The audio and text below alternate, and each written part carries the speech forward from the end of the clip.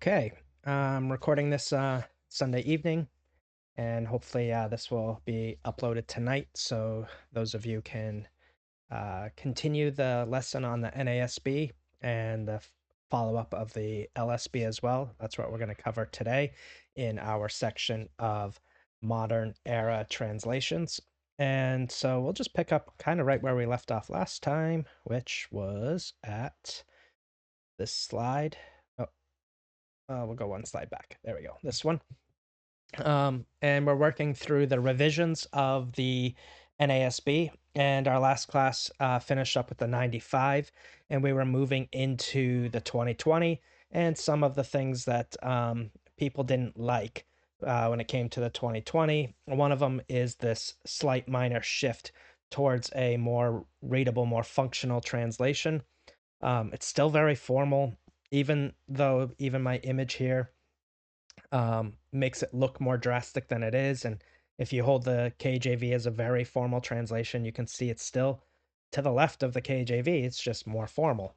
It's just less formal than it was with the ASB. And these are my spectrum here almost gives the impression of something much greater than it is. But within the centrist evangelical translations, they're all so close on the formal to functional spectrum. There's still a spectrum. There's definitely more functional and more formal, but it's just not as great as some would want to make it out. So, the NASB translators, again, I said, have moved slowly over the years to a more functional, more readable translation, and that has bothered some people. Personally, I think this is a good thing. I think it only helps the average reader, and but many have found fault in that. Even though it's been a very slow shift and it's been very minor, some people have bought into Lockman's own marketing hype that more literal is more better, as we've talked about before. Um, the translators didn't feel that way, or they wouldn't be shifting towards something slightly more functional. But again, this was a huge marketing hype, and we're going to get into more marketing hype today, and the problems with marketing hype, and also a reminder that the marketing hype is not a reflection of the translators themselves. It's more of a reflection of the publishers trying to sell their Bibles. And so sometimes they overstate their case. So, uh, yeah, so the NASB is just slightly less formal than its predecessors. And what I'd like to do is just kind of work through the preface uh, and in the preface, just point out what's the same between the 95 and the 20, and then get into where the differences lie. All right, so we can go to the preface and we can see what's been changed and what's stayed the same. The main portions of the preface are nearly identical, giving a history of the English Bible and how the NASB came to be. We covered that. Then we get into principles of translation. Here is where there have been some changes. The first section is on modern usage. I'm not going to read through these. They're up here if you want to look at them and read through them. I'm just going to kind of highlight certain sections and certain phrases. Um, so the first section is modern English usage. By and large, even the 2020 expanded this section. Uh, they are they are nearly identical. The two sections are nearly identical, even though the 2020 did expand on it. The idea here is that they want to convey um, is that their translation is going to follow contemporary English grammar and terminology, and they will supply more literal footnotes when they feel that would be helpful. Same sort of thing the KJV translators did, the opposite of what the Geneva translators did when they uh, translated their translation. They put the more formal in the text and the more functional in the footnote. The KJV did the opposite, as well as the NASB. They're doing the opposite here, the more functional in the text and the more formal in the footnotes. All right, so the next section is alternate readings. Nothing of note has really changed here. The Hebrew text, so yeah, alternate readings are pretty much identical. The Hebrew text is where there's been some change here. You'll notice that the 2020, the 95, I should say, uses Rudolf Kittel's Biblia Hebraica. We talked about that when we talked about the Masoretic text. And so they're using that edition of the Masoretic text. And with the most light, with the most recent light from lexicography, cognate languages, and the Dead Sea Scrolls, whereas the 2020 is moving to a later edition of the Masoretic text, the Biblia Hebraica Stuttgartensia. Again, we talked about all of this back in the Masoretic text, so feel free to go listen to that lesson. And the Biblia Hebraica Quinta have been employed together with the Septuagint, the Dead Sea Scrolls, ancient versions, and most recent scholarship from lexicography. So here, they're including more sources. The Septuagint is listed here. It's not listed over here. And Dead Sea Scrolls are listed in both ancient versions. So, yeah, they're just being more precise here. I can't imagine they weren't using the Septuagint before. It probably fell under, let's see, together with the most, maybe, I don't know. Maybe they didn't use it. I don't know. I think they did. I'd be surprised if they didn't. I'm nearly certain they have footnotes that suggest that they use the Septuagint, but here they're being explicit. So definitely the Septuagint is being added here. And then you see the Hebrew sections on tenses. They're pretty much identical. Nothing has really changed between the two. And then the divine name in the Old Testament, nothing really has changed here between the two editions. Then a section in the 2020 was added here on, and I don't know if this was a change. I don't think this is a change, but I do think they're just being more explicit. But just in case it's a change, I did include it. What they're doing here is they're essentially just telling you that what's taking place is that they're telling the reader that the names in the New Testament that have Old Testament equivalents will give preference to the Old Testament forms of that name to avoid confusion about who's being talked about. Then they give some notable examples, like let's see, Zacharias and Zechariah, and so on and so forth. But then they give some exceptions as well. James is an exception, right? And the reason why they're making this exception is because of tradition. James' name in the Old Testament would actually be Jacob. It's Jacob in the Greek as well. We've taken it from the Latin. I've mentioned this before. I don't even remember what lesson I mentioned this before, so I can't even point you back to it. But just the idea is that uh, the name James, as we have it, is coming from the Latin Vulgate, not coming from the Greek or the Hebrew. So it's a transliteration of that, and basically they're just saying this would be disruptive for people if we change that back to Jacob. I'd be fine with it. It would be disruptive because people don't try to educate themselves before they lose their minds on stuff like this. But I think this would be a good move to go back, be a little bit closer, but it's not the end of the world whether his name is Jacob or James. I would like to see the transliteration be more accurate, but it's okay if it's not. It's not the end of the world. A rose by any other name is still a rose. We know who James is, and it wouldn't be difficult to teach people that his name is also Jacob. Moving on, the next two sections are on Greek text and Greek tenses. The majority of this is Greek tenses, and they are essentially identical. Nearly the whole section is about the Greek aorist tense and how they handle it in certain contexts. The first section is also, the first section is what is interesting. The NASB 95 used the 26th edition of the Nestle-Aland, and the 2020 edition uses the 28th edition of the Nestle-Aland. So they updated their Greek text. They also included the ECM for Acts and the general epistles, because I think that's all that had been released up to this point in the ECM. This is still a work in progress, so they were able to at least reference the work done in the ECM and make decisions based on that. So a little bit more information in the 2020 that was used for the underlying Greek text than what was used in the 95.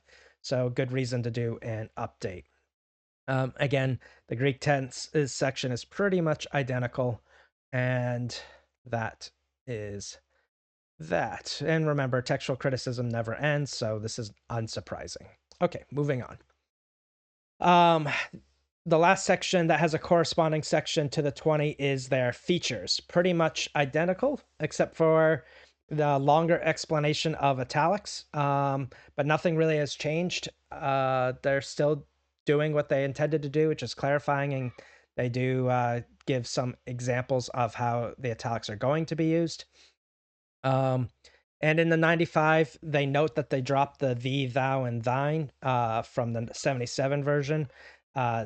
The 20 has deleted that section because they're using the same verbiage as the 95, so they don't need to mark that they've removed the thee, thou, thine uh, uh, second person singular pronouns.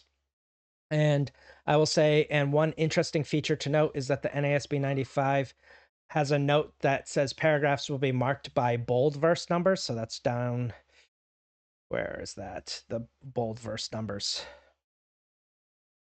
Oh, maybe I didn't pull that one in, but I thought I did. I thought I pulled that one in. That's okay. So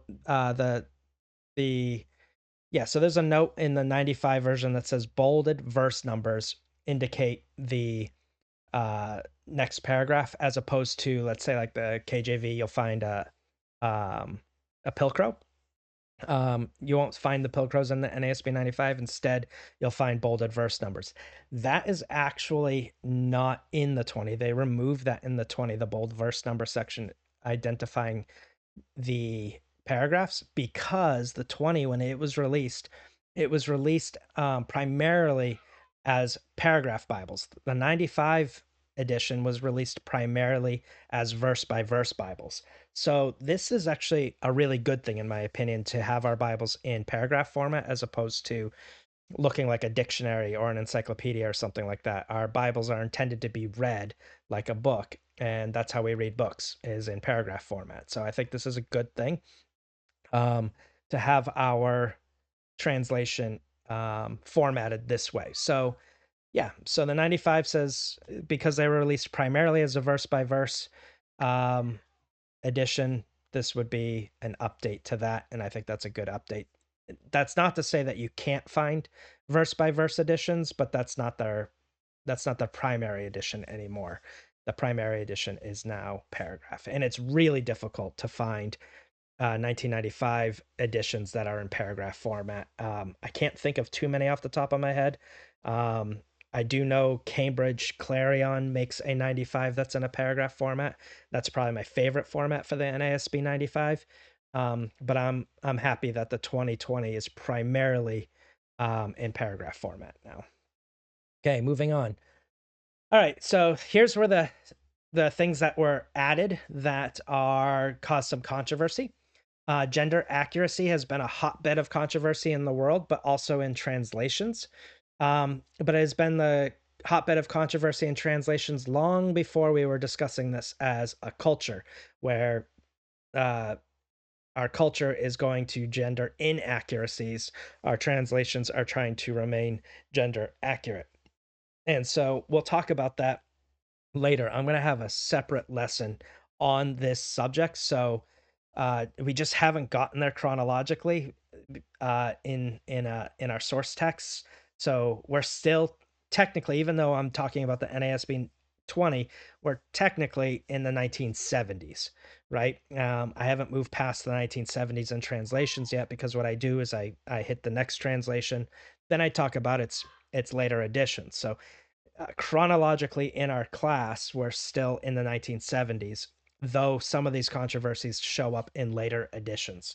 So we will cover this one. This one's going to be a specific one that we're going to cover very specifically, because it's still a current debate on gender accuracy, gender inclusivity, and gender narrowness. And so we're going to talk about that in a later class.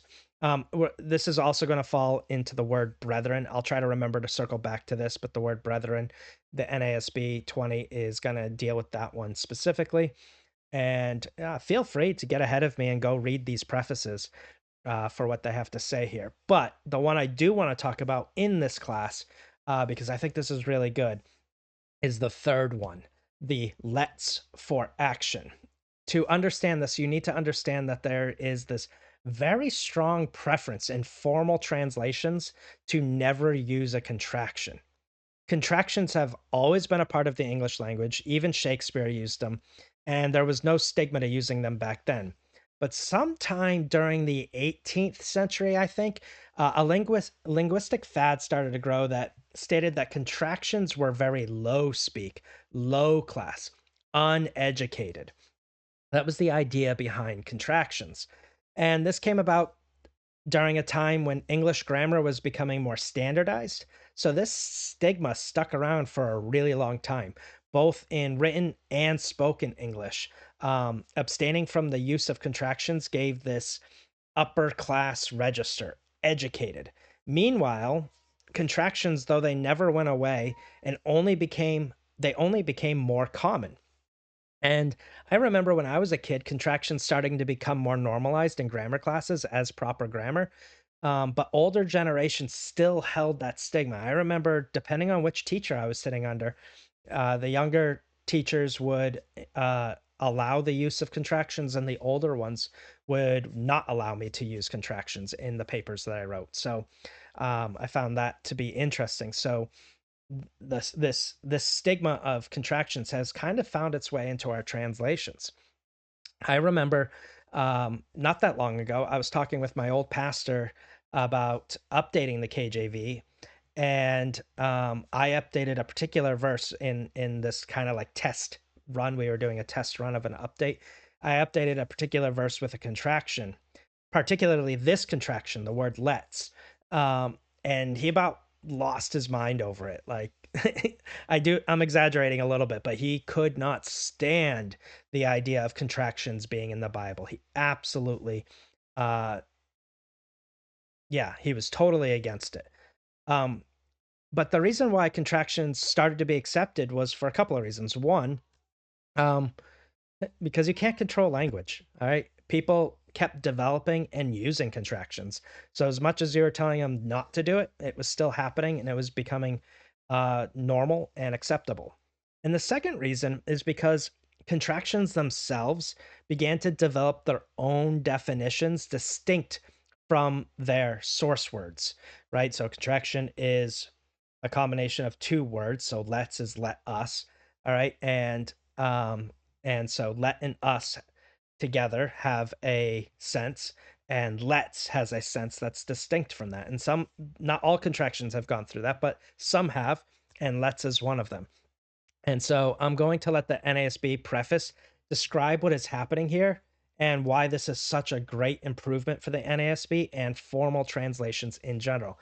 Because generally speaking, the NASB is the only popular translation on the formal end of the spectrum that is using contractions. And I think this is a good thing, and I'd like to see more of the formal translations start to go in that direction.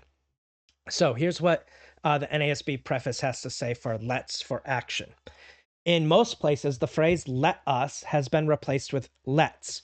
When a proposal is being made by one or more persons within a group to engage in action, such a proposal is common not only in English but also in the ancient languages of the Bible.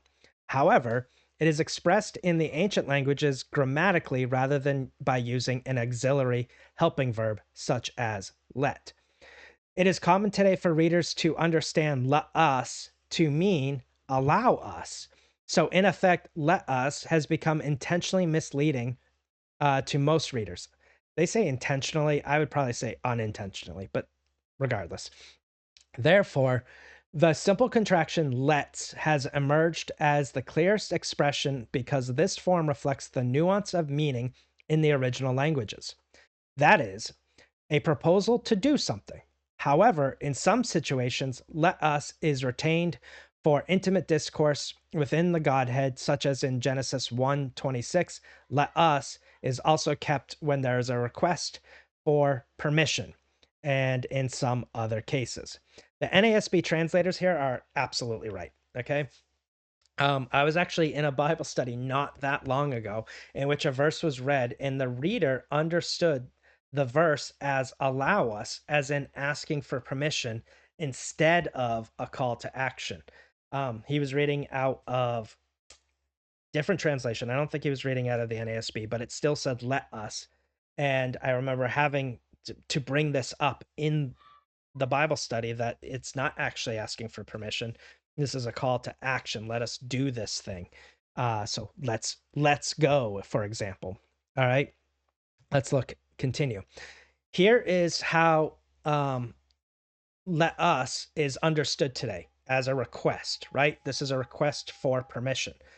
All right, so it says in Exodus 5:3 in the NASB 20, then they said, the God of the Hebrews has met with us. Please let us go a 3 days journey into the wilderness so that we may sacrifice to the Lord our God.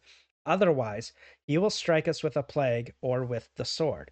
So here you can see that NASB is retaining the let us here because this is a request for permission. Allow us to do this sort of thing. So they could have just switched that and just made, please allow us to go 3 days journey, but they retained the let us, and I'm fine with that. 1,000 ways to skin a cat. But I do appreciate what they did in this next example. In 1 Samuel 9:6, the NASB 20 says, uh, but he said unto them, behold, now there is a man of God in the city, and the man is held in honor. Everything that he says definitely comes true. Now, let's go there. Let's go there. Perhaps he can tell us about our journey on which we have set out. So here you can see that now let's go there. Let's go there. This is not a permission thing.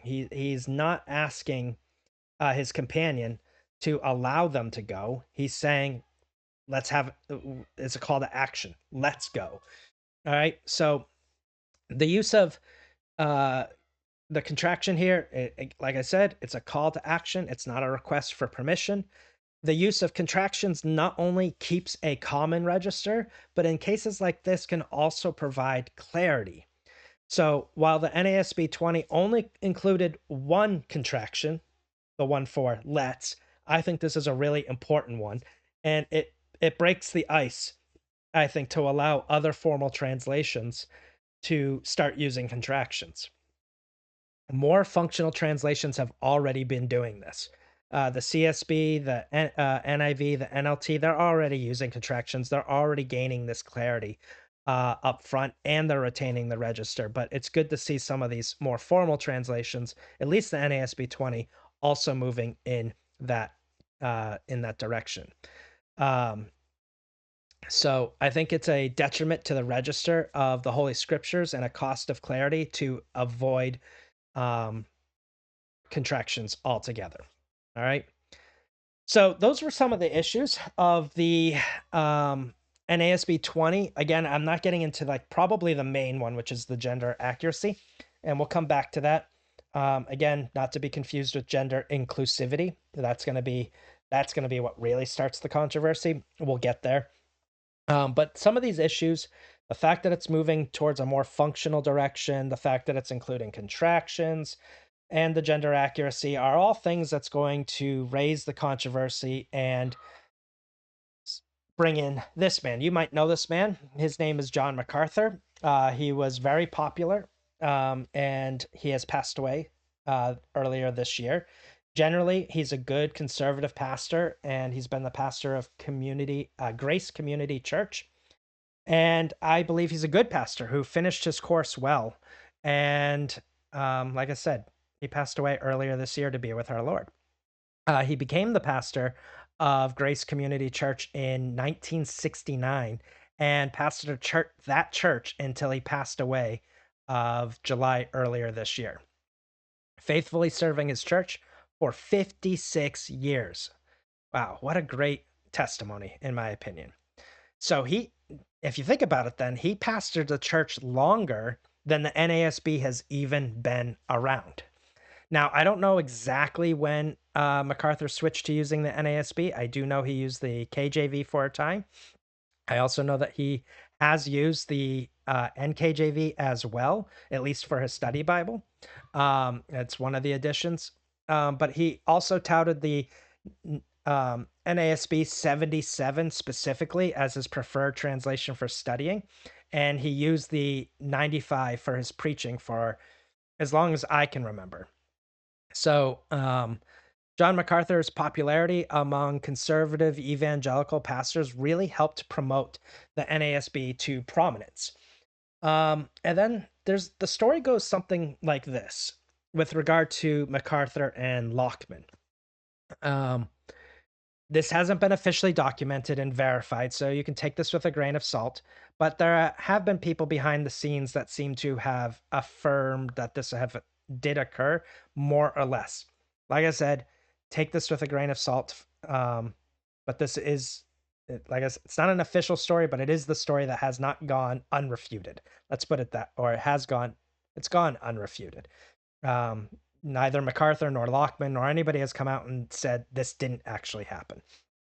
Um, so when the NASB was determined to be updated from the 95 to the 20, MacArthur had his own concerns that the translation would become less formal, as was its trend, and would make the translation decisions and would make decisions that he would not find agreeable. Because of this, he asked Lockman that when the 20 was released, if he didn't find it agreeable, if he didn't find it to his liking, he wanted the ability to produce a revision of the 95 that would be closer to his liking. And due to his relationship with Lockman, they agreed. The 20 was released. MacArthur had the chance to review it, and he was not agreeable to it. So John MacArthur and Grace Community Church, they have their own seminary for training pastors and biblical scholars. That's the Master Seminary, and they also have Master's University. And so they put together a team. That team would consist of 7 graduates and 1 professor from the Master Seminary to be part of this translation revision team for the NASB 95. So it will be 8 people total, and all of them will be connected in some way to the Master Seminary, whether they're graduates from it or they are a professor in it. Okay, so his team, all right? MacArthur himself would not be a part of the team, but the Master Seminary would have these 8 individuals on the team.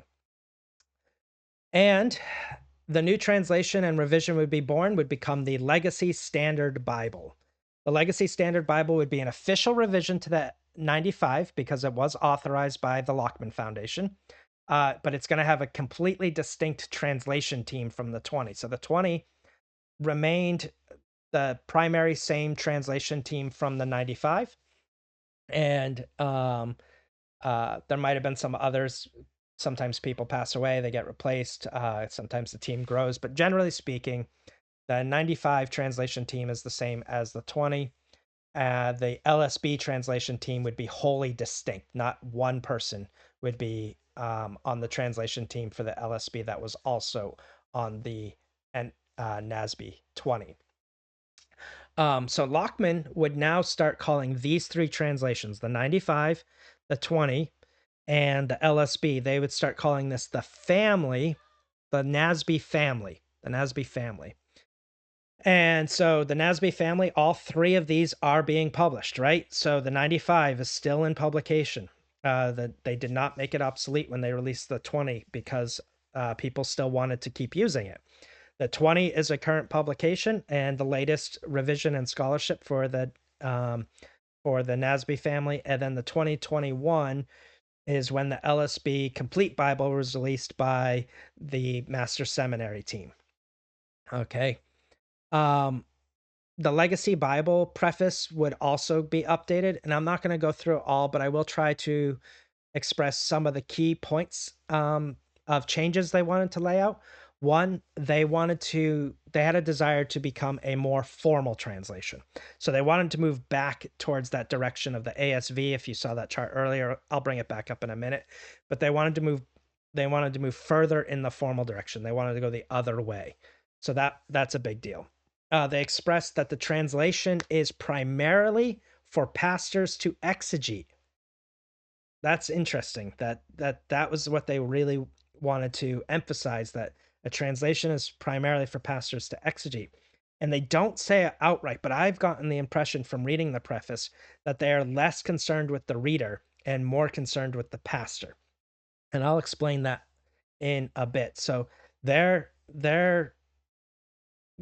focus is not necessarily the average reader. Their focus is the man standing behind the pulpit.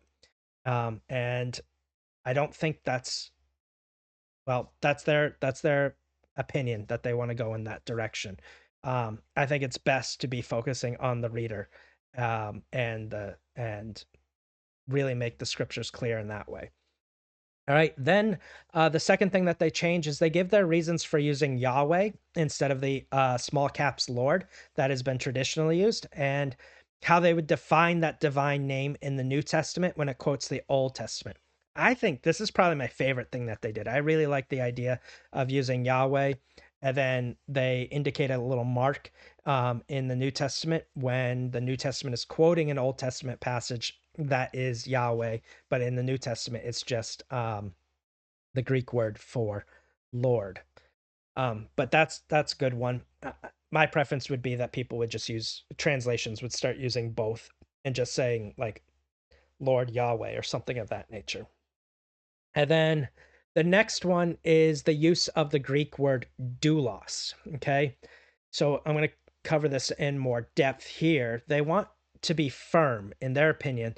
They want to be firm that doulos really doesn't have any semantic range and that it can only mean slave.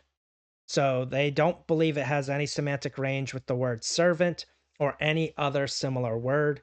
It's strictly the word slave. Um, and I don't know if this is part of it, but I get the impression from reading this section of the preface, especially the last line. John MacArthur is a proponent of lordship salvation. It's a soteriological issue I'm not going to get into. But there's almost a hinting, in my opinion, that the translation decision is impacted by MacArthur's soteriological position of lordship salvation. You can read this section of the preface on your own and come to your own conclusion. But as I was reading it, and especially when I got to the very last line, I thought to myself, ooh, I'm not opposed to the word doulos being translated slave everywhere. I do have an issue with them really making the case that it doesn't have any semantic overlap with servant or any other word and should only be translated slave. That I'm a little bit more hesitant to agree to. And so before we get into the next section, though, this very topic is something the ESV translators struggled with. They were struggling over this very issue. It was not an issue they decided on easily, and I think it's a great. I want to show you a behind the scenes of the translators actually talking about this issue themselves. And so before I get into that, I want you to pay attention to a couple of things. One, the fact that there are disagreements. Okay. Two, the reasons for their disagreements. Three, the linguistic arguments that they are going to present. And the fact that this was not an easy decision on their end, right? They're really wrestling over this. I want you to understand that this is a highly edited clip down to 4 minutes. Okay. This is a 4-minute clip of what is a 2.5-hour discussion. Okay. So you don't draw like any conclusions about how quickly this happened because of this clip. The discussion took place over 2.5 hours. And I'm sure they had other discussions about this before they even got into this, but this was the point where they were going to finally sit down and talk about it. You can see that this is a continuation of a conversation that was occurring before. So this one on this day was 2.5 hours. All right. And I think the ESV translators here should be commended for allowing us to get a glimpse into this discussion, because I think their openness and their humility and their Christ-likeness here is to be commended. So let's go ahead and listen in for the next 4 minutes.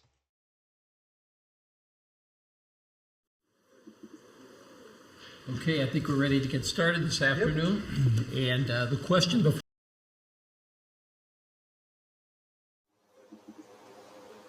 Okay, I think we're ready to get started this afternoon. And the question before us today is the translation of the word slave in the Bible. There's three main Hebrew words to be considered. Eved is the most general, broad term that's typically rendered servant and sometimes slave. Then for women who are in servitude, typically shifcha and ama are your standard terms, and they don't all have to be handled the same way. All right, thank you. Now, I think others who wish to... Just a few things. Thinking of the principal male word, eved. It occurs a lot in the Bible. It's about 800 times. And the majority of those we currently have as servant. But if you were to make the word slave consistent and start using it for the verb, then you'd end up being slaves before God. You'd be slaving for him and so on. So I feel the most consistent way is to put servant everywhere. If you look at the dictionaries, it's quite clear that the difference between a servant and a slave is whether they are owned by the master or whether they're paid by their employer. And it's quite clear in many passages in the Old Testament where it talks about Eved that the person is owned, is regarded as part of the property of that person. I think we are getting confused and reluctant to use the word slave because we think that because there is the word slave, that the Old Testament approves of slavery. And I think it's very much better to say that the Old Testament is trying to improve the life of slaves rather than pretending they're not slaves. Okay. Anyone want any sort of clarification from the report? Okay, then I would ask Jack, you want to follow up with something quickly? I don't think I disagree with anything that Gordon has said, and I'm not sure I disagree with very much that Peter has said. And that's the challenge that we're facing, and that as an American, the term slave is a term that is difficult to think of as a humanized institution at all. Although, surprisingly enough, some of my African American correspondents are less sensitive about that than I am. So, Wayne, you want to ask or make a comment about the Old Testament side of things? When we as scholars use the word slave, we have in mind something of a study of the background of slavery as it existed at the time of the Old Testament, slavery at the time of the New Testament, and we can understand nuances of it. But for the average English reader, the word slave has irredeemably negative associations and connotations. In people's minds, it's a permanent condition, whereas in the Old Testament, and certainly at the time of the New Testament, it's temporary, it leads to a freedom. And it was often voluntary, at least in the first century. Number two, slavery in the Old Testament or the New Testament was not primarily racial, it was economic. And third, it was often a situation that had status and carried considerable legal protections. And for those reasons, I think we are importing highly inaccurate understandings of the meaning of the term. I think it's time for us to vote without, okay, we're not needing summaries. In the text of 1 Corinthians 7, the change is at 4 instances from slave to bondservant. Those who are in favor, please raise your hands.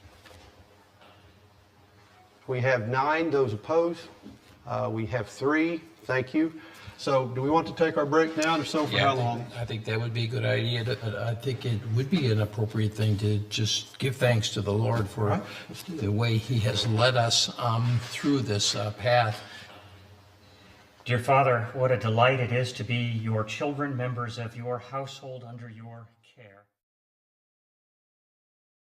All right. So, so that's the KJV, I'm not KJV, sorry, the ESV translators wrestling over how to do a later revision on the ESV, whether to update some of the verbiage and so on and so forth. And so the translators are really wrestling with this. And again, that was a 2.5-hour discussion of a continuation of a previous discussion. And so things like this aren't done lightly. And so you can see how they wrestle over that. And again, I think it was such a great benefit just to get a glimpse of that 2.5-hour discussion. I wish I could have been there for the whole thing. But That's okay. So picking back up with the LSB, and we talked about these three things: that they were going to be more formal, that they were going to use the divine name Yahweh, and they were going to always translate doulos as slave.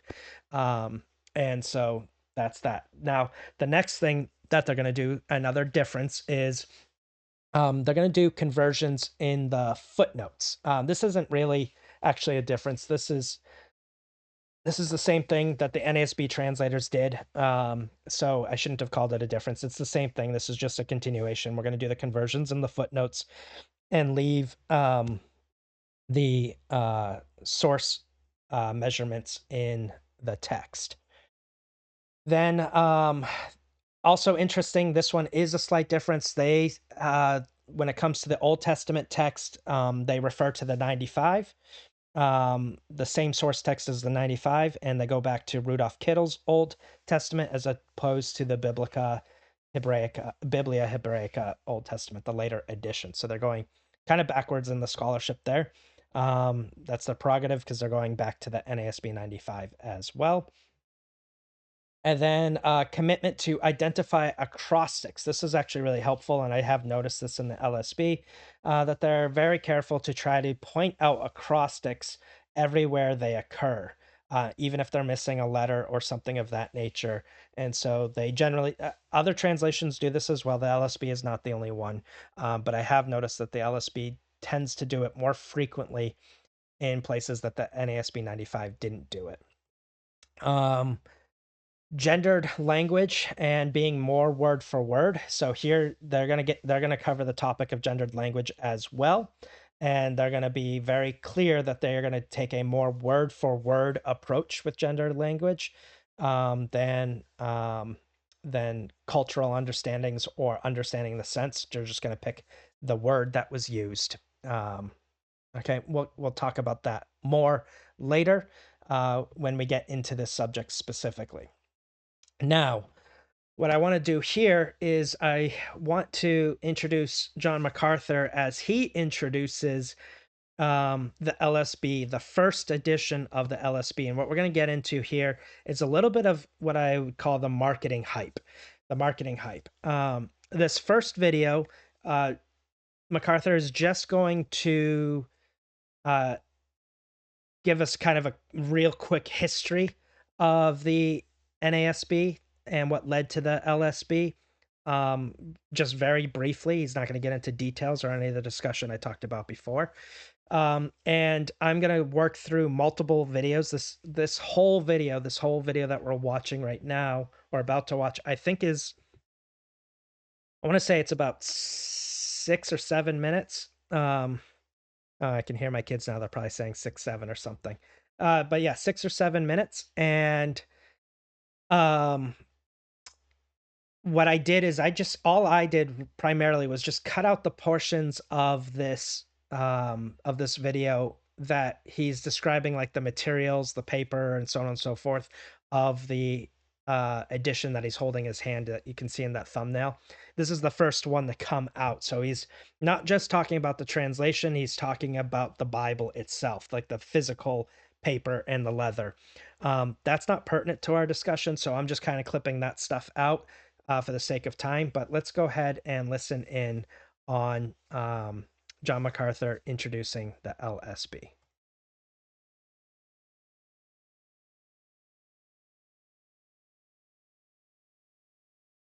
Well, here we are after 50 years from the original release of the New American Standard Bible back in 1971.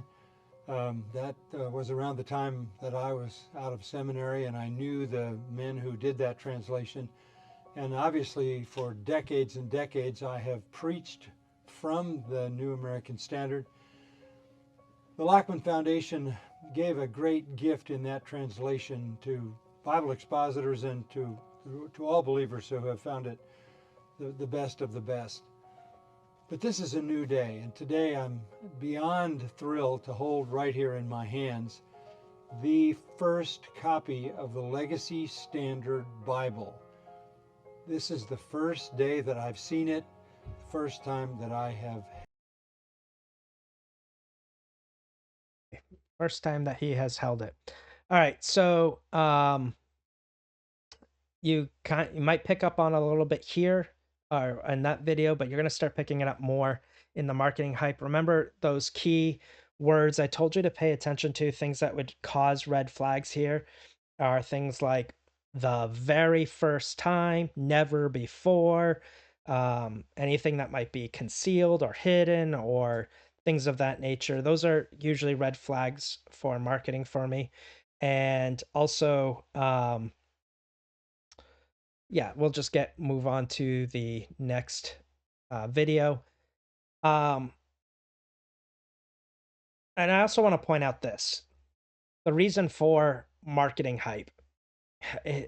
Okay, and I'm going to say a couple of things. Let me say the first thing.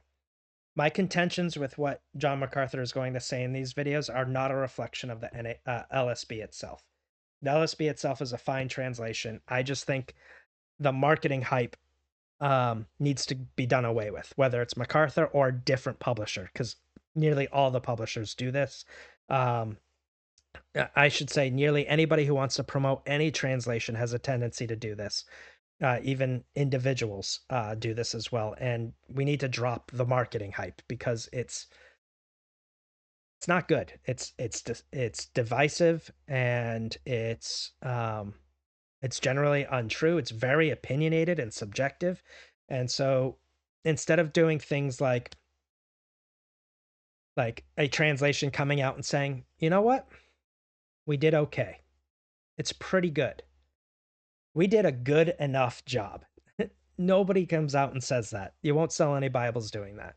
What they can say, maybe what they should say, to be accurate and less divisive, is we did our best to be faithful to the source languages and make it accessible to our English readers. Now, that's not fancy. It's not flashy. It's not controversial. It's not yeah, it doesn't raise your, because if every translator just came out and said that, we did our best to be faithful to the source languages and make it accessible to our English readers. Our country lives in division. Oh, they love the fight. They love the controversy. And I'm afraid that our Bible translation situation, it has fed into that, or we're being fed by it. And so this is the kind of marketing hype that I'd like to see done away with. I'd like to see publishers steer away from this. I think the NASB publishing did much better. I think there are other translations whose marketing has been very professional and not as divisive, and have tried to steer clear away from marketing hype while still touting that they think their translation deserves a spot in the market and that people should be reading it. And yeah, so let's go ahead. I've spoken enough. I'm going to let MacArthur speak here. It is everything that I want in a Bible from a translation standpoint. This is the best translation the English language has ever seen. And I know that because I know the men who produced it, the faculty of the Master's Seminary and the Master's University, the skilled linguists who worked on this, and many, many others who read and gave input and valuations and reviews in the process. But it's a really remarkable thing that this has happened, because they didn't start this project until early in 2020. Here we are, not even 2 years later, and this, from start to finish, the translation and the magnificent final product is now available. Okay. So this one, I just want to pick up on a couple of things. This is supposed to be, according to John MacArthur, the best English translation ever. I think that's a bold statement, and I don't agree with him. I think it's a fine statement to say it's another faithful translation among many faithful translations. But again, that doesn't sell Bibles. And just to point out, this is something I'm pointing out, but revisions of translations taking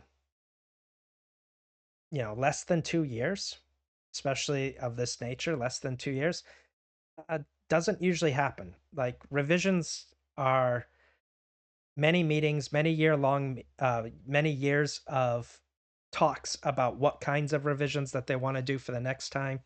Um, almost every translation that hasn't just recently gone through a revision is their translation committee, their translation oversight committee is meeting regularly to talk about the next revision and things that they want to change. And this takes a long time. Um, so, but I could see why it would take less than 2 years to do something of this nature when you have 8 men, all from the master's seminary or master's university, and they have the same background, the same beliefs.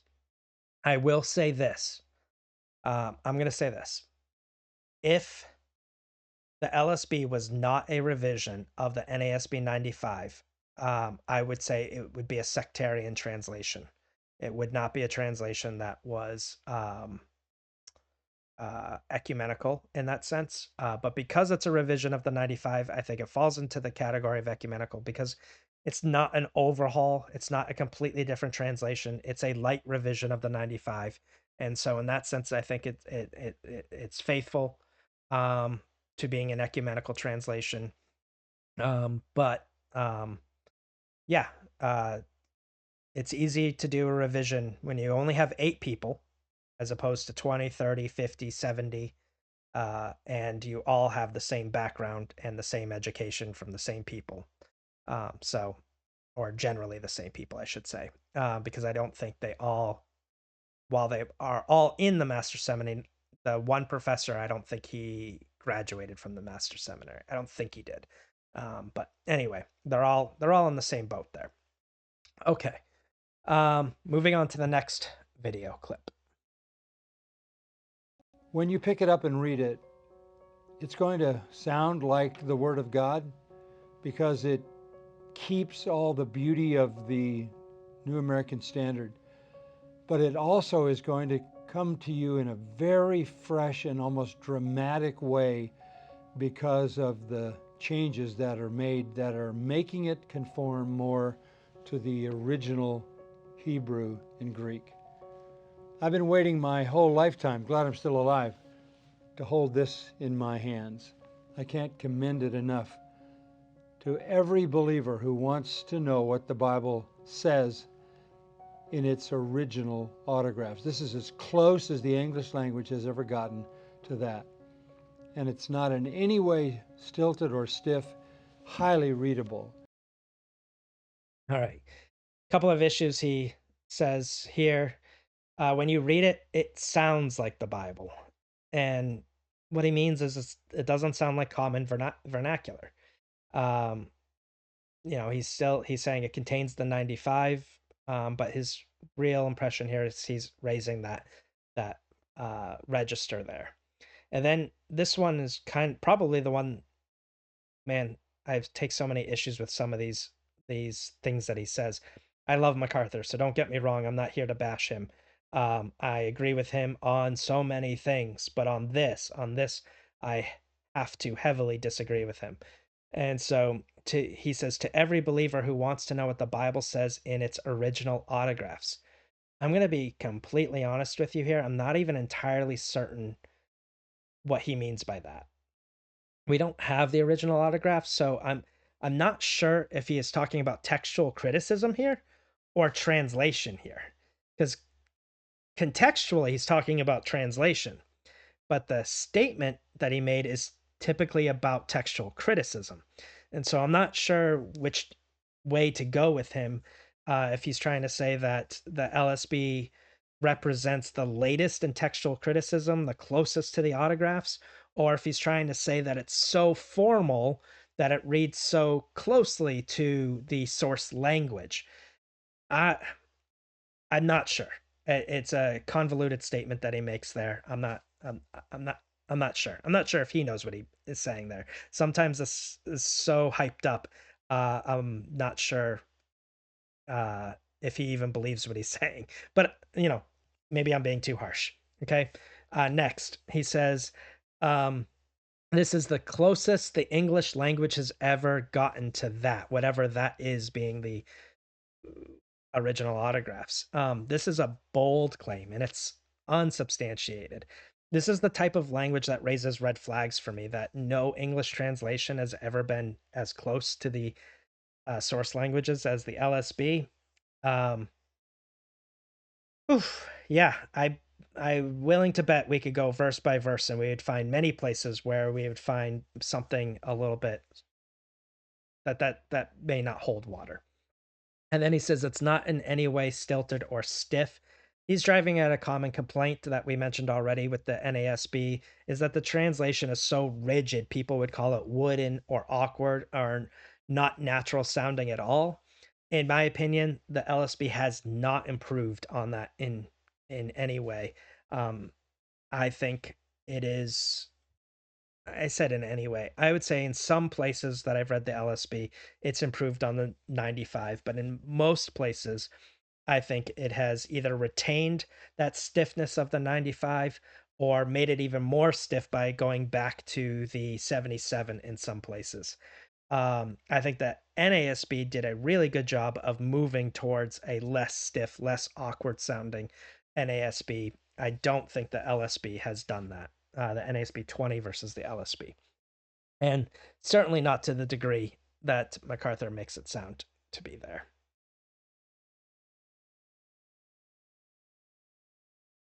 This is a banner day, a day that is in some ways the cap off of my long life of ministry.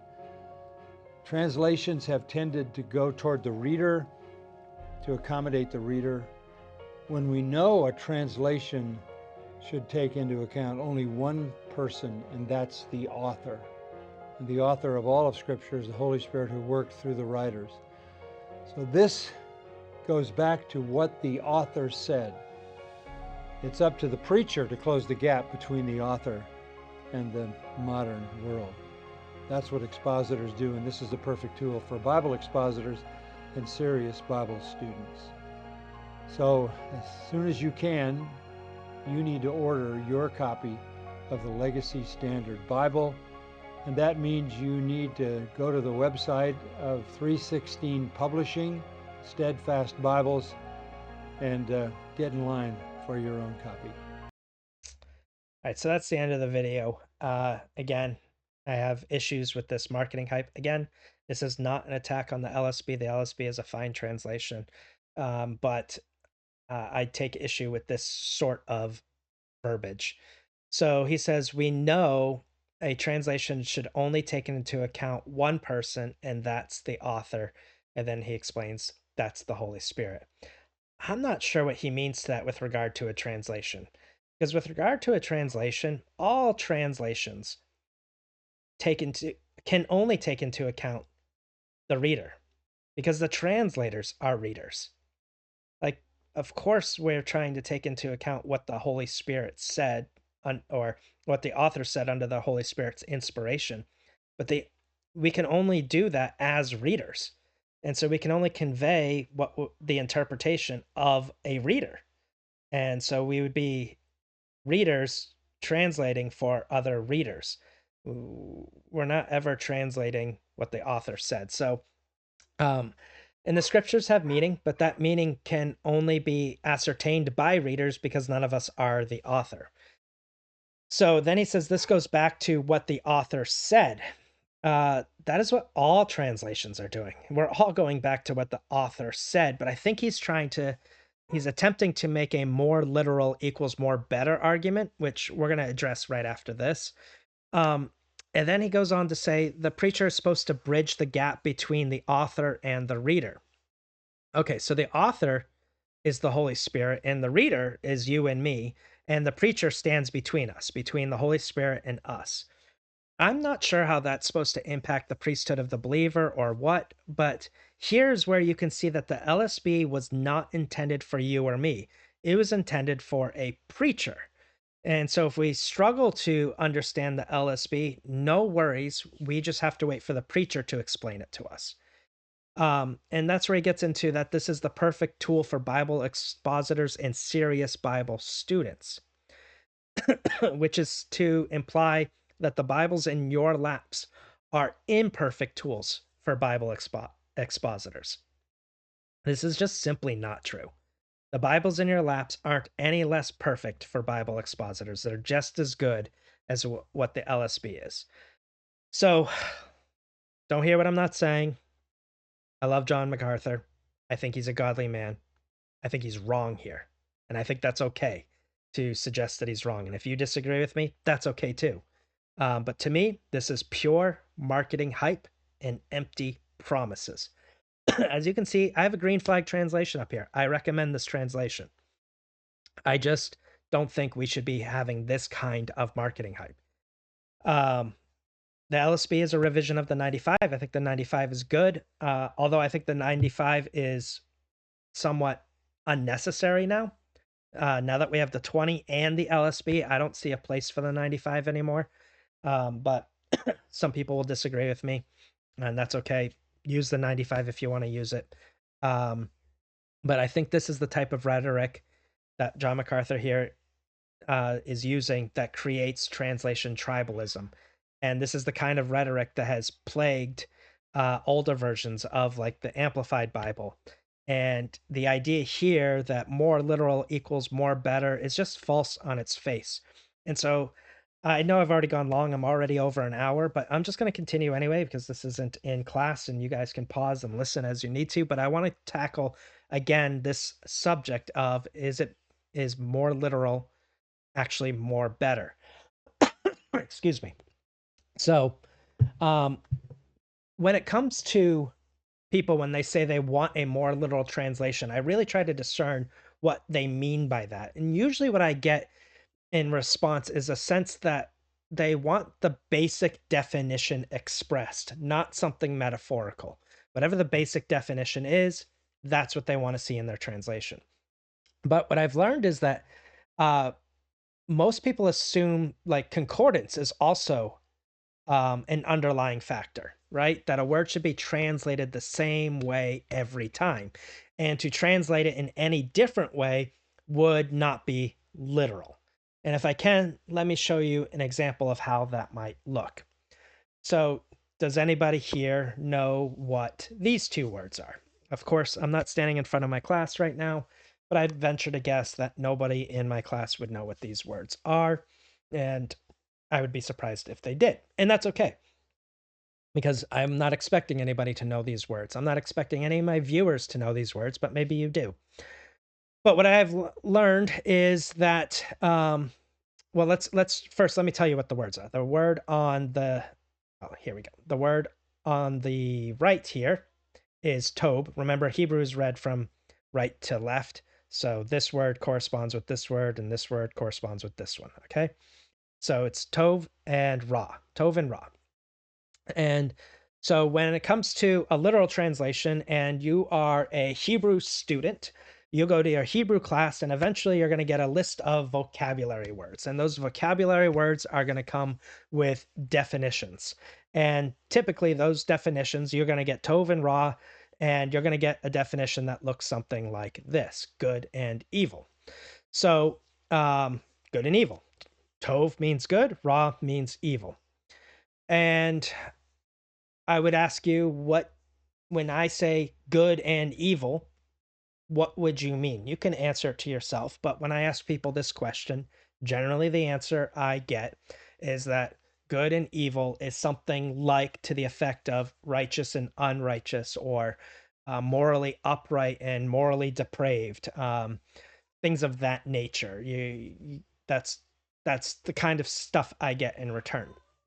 So now in formal translations, when you see good and evil, you'll immediately recognize it as tov and ra. There you go. It's tov and ra. So let's go ahead and see an example of this in English, okay? So if we go to 2 Samuel 19:32 through 35, we'll read it in the KJV, and I'm just providing some context here. But as I read, we'll get to a point, and hopefully you'll pick up on where tov and ra are. So we continue. Now Barzillai was a very aged man, even 80 years old, and he had provided the king of sustenance while he lay in Mahanaim. for he was a very great man. And the king said unto Barzillai, Come thou over with me, and I will feed thee with me in Jerusalem. And Barzillai said unto the king, How long have I to live, that I should go up with the king unto Jerusalem? I am this day 80 years old, and can I discern between good and evil? Can thy servant taste what I eat or what I drink? Can I hear any more the voice of singing men and singing women? Wherefore then should thy servant be yet a burden unto my lord the king? And so there you go. You saw the Tov and Ra here. Tov and Ra, good and evil. All right. Now let's read the same translation in the LSB. Now Barzillai was very old, being 80 years old, and he had sustained the king while he stayed in Mahanaim, for he was a very great man. And the king said to Barzillai, You will pass over with me, and I will sustain you in Jerusalem with me. But Barzillai said to the king, How long have I yet to live, that I should go up with the king to Jerusalem? I am now 80 years old. Can I know between good and bad? Or can your servant taste what I eat or what I drink? Or can I hear any more the voice of singing men and women? Why then should your servant be an added burden to my lord the king? So these translations, both the KJV and the LSB, are touted as being very literal. And you would say, yeah, of course, because Tov and Ra here are translated as good and evil or good and bad. And I heard a pastor teaching on this recently, and he taught it as right and wrong, moral and immoral, right? Tov and Ra, morally upright, morally or immoral, okay? And that's Tov and Ra. But remember, Webster said the best way to translate is to translate to a word in which the uppermost sense in your mind is the sense that is understood in the context of that word. Okay? So 99% of the time when I ask people what good and evil is, they go with something like I said, righteous and unrighteous, or moral and immoral. But is that the sense in which Tov and Ra are being used here? Again, this is where we benefit from using multiple translations. So let's read it in the CSB. All right, Barzillai was a very old man, 80 years old, and since he was a very wealthy man, he had provided for the needs of the king while he stayed in Mahanaim. The king said to Barzillai, Cross over with me, and I'll provide for you at my side in Jerusalem. Barzillai replied to the king, How many years of my life are left that I should go up to Jerusalem with the king? I'm now 80 years old. Can I discern what is pleasant and what is not? Can your servant taste what he eats or drinks? Can I still hear the voice of male and female singers? Why should your servant be an added burden to my lord the king? Well, where's Tov and Ra in this text? If you can't find it, it's because it's no longer good and bad or good and evil here. Instead, what you see here is what is pleasant and what is not. All right, so can I discern what is pleasant and what is not? Now, when people see this, they've been taught that, like I taught you just now, that Tov and Ra means good and evil. And so they think here the CSB is no longer being a literal translation, but an interpretive one. But here's the problem. All translation is interpretation. It's impossible to translate without interpreting. And so they also have this underlying assumption that a word seemingly can only mean one thing. And so when you go to a lexicon to look this word up, you're actually going to see a couple of things. You're going to see a lot. Let's go to a lexicon. So I'm using Hallet here. Hallet is the Hebrew Aramaic lexicon of the Old Testament. All right. And when you look up the word Tov, you'll see that it has many senses. All right. And I'm not even showing them all. But on this first panel, we see 3 senses, and then we see another 4 senses in the next panel. And I've skipped sense number 4 just for the sake of space. And there's even more senses after sense 8. And so you can see that the CSB is using this second sense here, pleasant. Pleasant and desirable. That's the CSB's use. And you can see sense 8 is morally good. So is the CSB being literal here? And again, there's even more senses here. So when you go to a good lexicon, it's going to give you example sentences. And And usually those example sentences are going to be a verse. Sometimes there'll be extra biblical material as well. And those example sentences are there to help you so you hopefully don't arbitrarily pick the wrong sense to apply. So, does that mean the verse in question can mean pleasant or desirable or morally good? Well, the verse in question, no. It can mean one of those two things, but it's not going to mean both of those things. Can the word itself mean both of those things? Yes. But the word itself is not going to mean both of those things in this context. And so I'm going to explain why in a moment. Now, before I get into my explanation, I want to get into the next word, raw. Okay, so you can see here the word raw can mean morally depraved in its fourth sense.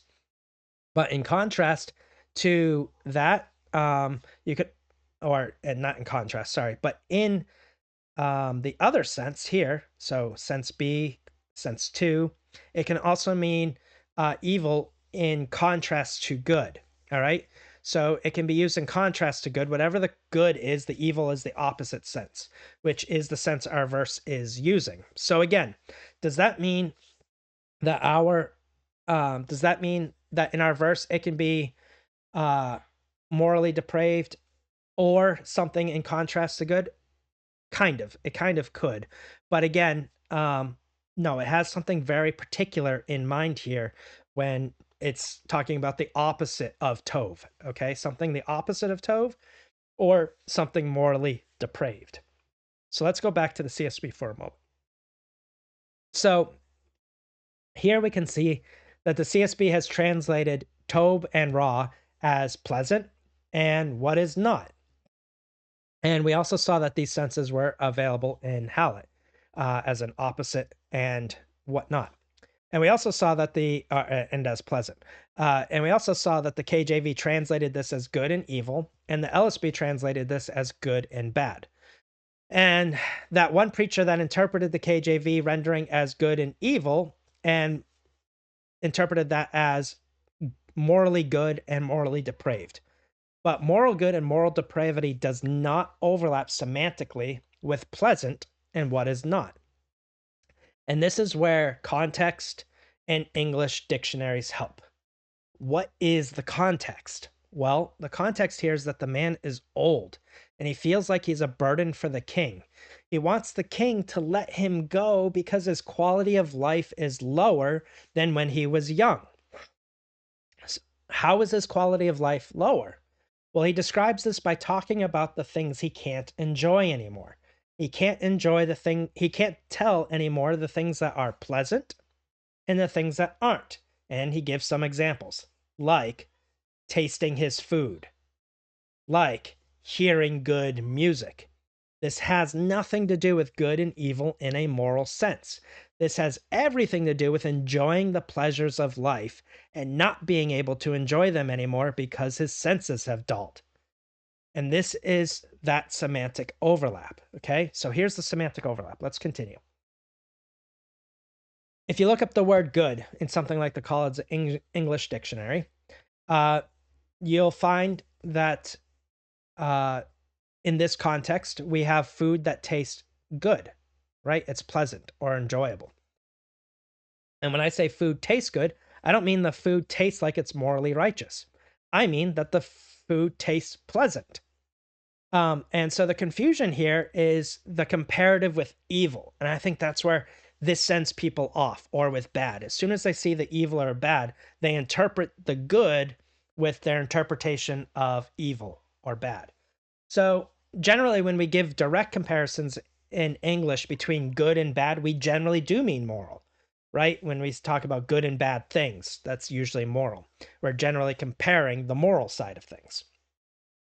And so you might say, then, if it is pleasant, this became my question, if the word should be understood as pleasant, why does the CSB then choose what is not instead of unpleasant? Instead of saying, can I discern what is pleasant and what is not? Maybe they should have said, can I discern between what is pleasant and unpleasant? Because then they would have at least been more word for word, right? And this is where the OED, the Oxford English Dictionary, in combination with Hallett, really helps. So for example, the LSB and the NASB use the word bad here. The OED gives us two main ways the word bad can be used. All right, let's look here. It can be used in a privative sense or in a positive sense. Now, positive sense here does not mean positive as in good, like we're talking about bad in a slang way, in an opposite way. That's not what it means by positive. Positive sense here is more like positive in the sense of possessing. So you can kind of hear it in the word positive, possessing. All right. So if something is evil in a positive sense, it means it possesses evil qualities. And that's the opposite of the word privative here. Okay. Privative here means lacking the qualities that make it good. So think of the word like deprive. Deprive is to withhold. All right. So it's not possessing, it's withholding the good qualities, okay, or it doesn't have the good qualities. So the NASB and the LSB here should be understood in the privative sense, not in the sense that it possesses bad qualities, but in the sense that it doesn't possess good qualities. And so translating it and what it is not is an attempt to convey what the Hallett is conveying, that the object in question doesn't possess bad qualities, but that it doesn't possess good qualities. Okay?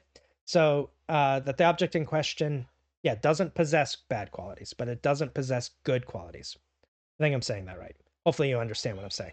This is a nuance that the translators are trying to say. They're not trying to say that Barzillai can not discern between things that possess good qualities and things that possess bad qualities. He's saying that he can't discern between things that possess good qualities and lack good qualities. Let me give you an example. Since the context here is food and music, let's give you a few food and music. I'm not quite sure how to help you with that. Sorry, that just went off. All right, so food and music here. Let me give you a couple of examples. One, maybe the food is pleasant because it has been salted well. So it has the positive attribute of salt. It possesses salt. And by contrast, the food is bad or not pleasant in a privative sense because it lacks salt. All right, so because it's lacking salt, it is bad, or it is unpleasant, or it is not pleasant. Okay. On the other hand, I could say that food is bad because in a positive sense, it has spoiled. It possesses the attribute of spoiledness. And therefore, it is positively bad. Okay, as opposed to privatively bad, which would be because it's lacking salt. So privative is to lack something that is good. It's lacking something that is good. And positive is that it possesses something that is bad. Continuing the thought process with music, because it has music, this particular music that he's listening to is good because all of the singers are singing their parts. But maybe the music is bad or not pleasant because in a privative sense, because they are all just singing the harmony and nobody is singing the melody. And so you might be like, oh, this isn't good. It needs the melody. So it's lacking the melody. So it's bad because it lacks a good quality, the melody. Or we could say it's bad because the singers aren't hitting the notes they're supposed to hit. They're hitting the wrong notes. So they're possessing the wrong key. Okay. So possessing bad keys, bad, I don't know. I don't know enough about music to get technical here, but I know bad music when I hear it, and I know when someone's not hitting the key they're supposed to hit, versus lacking the all of the full parts, right? So you might say, oh, I prefer orchestra music as good music because it hits all of the parts, as opposed to solo music because it only has the melody or something of that nature. But what about evil here? Because the KJV used evil, and we're talking about bad in the privative and positive sense. Well, this is actually really interesting here. And this, again, the OED really helped. The OED here, uh, in the sense here in which I opened the OED and went straight to the privative sense because I had determined that that's what it should be. And so I was trying to determine how the KJV is using the word for evil in the privative sense. And some might say, well, is the KJV wrong for using the word evil here? And again, I say no. The problem here is that the KJV use of the word evil in the privative sense here is not how we use it in modern English. Again, the OED here is really helpful in demonstrating that evil used in the privative sense in every case is obsolete. There is no modern English way in which we use the word evil in a privative sense. We only use it in a positive sense, meaning when we speak about evil things is because they possess attributes that are evil, not because they lack attributes that aren't good. So here we can see a language change in which evil has lost the privative sense. We have privative senses in bad, but we don't have privative senses with evil. We only have positive senses now. So interesting note. So what does it mean to be literal? The LSB or the KJV, are they more literal than the CSB here? Well, no. Only if you think literal means it must be word for word, and only if you think literal means that it must be translated into the vocabulary word you learned when you were learning Greek and Hebrew. And so speaking of that, this is why people generally recommend the NASB family for Greek and Hebrew students, because it is more likely to translate words into the vocabulary you're taught as a student. So when a student sees good and evil, they will immediately associate it with Tov and Ra. And so that's helpful to them. But again, that's not helpful to the majority of readers. The majority of readers aren't Greek and Hebrew students. And apparently, and if you're going to listen to the marketing hype, that it should be translated good and bad, I guess. And the preacher should have to stand up there and tell you that good and bad here means pleasant and not pleasant. They should have to do the exercise I just did with you, and that it shouldn't be translated in what is pleasant and what is not, despite the fact both of those senses are found in the Hallet. Again, not against the LSB here. I think the LSB is fine translation. I just don't like that marketing hype. Okay, so again, ignore the marketing hype. Don't repeat it. Are certain translations more literal? Yes. If you want to use that word, I don't even like using that word. Are some translations more word for word? Sure. Is more word for word bad or even more literal bad? No, I'm not saying that. I'm saying being more literal or more formal is helpful, and being more functional is helpful, and being somewhere in between is helpful. These are all helpful positions. None of them are good or bad, and none of them are better or worse. They are all helpful, and they are all should be used in your study.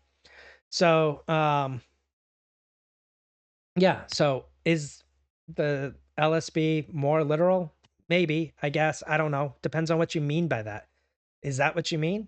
And once you determine what it means, ask yourself, is that something you even want? Is that what you're looking for in a translation? If it is, great, go for it. If it's not, then pick something that maybe is less on the formal spectrum, or pick something that is more on the formal spectrum. But don't assume literal means better. Avoid that thought process. Literal means helpful. Okay. And so, as far as the NASB family is concerned, it is a green flag. They are green flag translations since there are 3 of them. It is a translation made up of evangelical Protestant Christians who affirm the Apostles' Creed and the Nicene Creed. It's a committee. Source language scholars have been engaging with the NASB family for a long time. Local churches have adopted this translation for public and corporate worship. Non-canonical material is clearly identified. The translation is still being maintained, and the translation falls within the centrist spectrum for translation philosophy, which is good. Also, which means it can't be the most literal, because that's what an interlinear is. That's okay. And finally, does the translation have a track record? It absolutely does. And I am happy that the NASB family exists. And if you feel like you could be edified from adopting this as a primary translation, I say go for it. Next up, we will talk about a new revision from the ASV next week. I might do this one this coming week, but I might end up just teaching this one in class. But that's it for today. Thank you all. You are dismissed.